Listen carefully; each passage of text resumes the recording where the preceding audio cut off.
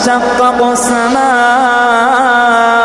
بالغمام ونزل الملائكة تنزيلا الملك يومئذ الحق للرحمن الملك يومئذ الحق للرحمن وكان يوما على الكافرين عسيرا ويوم يعض الظالم على يديه يقول يا ليتني اتخذت مع الرسول سبيلا يقول يا ليتني اتخذت مع الرسول سبيلا يا ويلتى ليتني لم أتخذ فلانا خليلا يا ويلتى ليتني لم أتخذ فلانا خليلا لقد أضلني عن الذكر بعد إذ جاءني وكان الشيطان للإنسان خذولا وقال الرسول يا رب إن قوم اتخذوا هذا القرآن مهجورا. أعوذ بالله من الشيطان الرجيم. الله نور السماوات والأرض مثل نوره كمشكاة فيها المصباح في زجاجة الزجاجة كأنها كوكب دري يوقد من شجرة مباركة زيتونة لا شرقية ولا غربية يكاد زيتها يضيء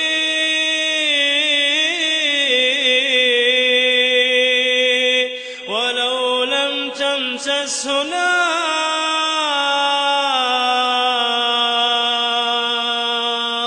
نور على نور نور على نور نور على نور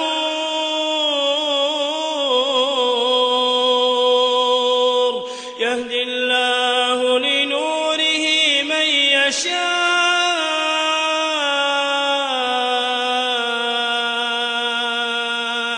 ويضرب الله الأمثال للناس والله بكل شيء عليم.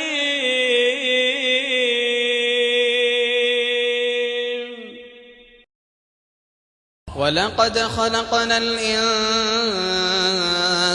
ونعلم ما توسوس به نفسه ونحن أقرب إليه من حبل الوريد إذ يتلقى المتلقيان عن اليمين وعن الشمال قعيد ما يلفظ من قول إلا لديه رقيب عتيد.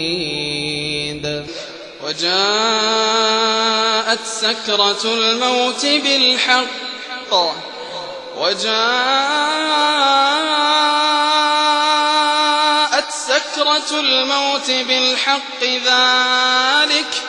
ذلك ما كنت منه تحيد ونفخ في الصور ذلك يوم الوعيد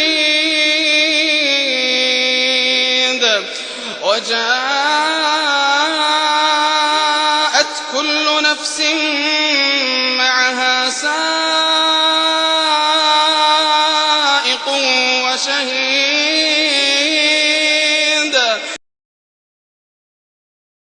الحمد لله رب العالمين الرحمن الرحيم مالك يوم الدين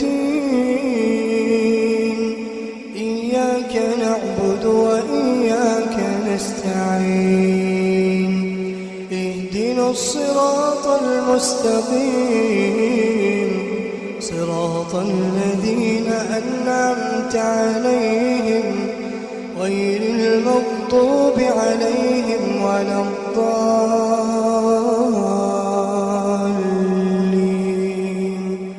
آمين.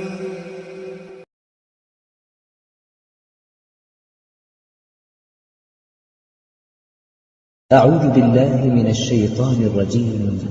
بسم الله الرحمن الرحيم.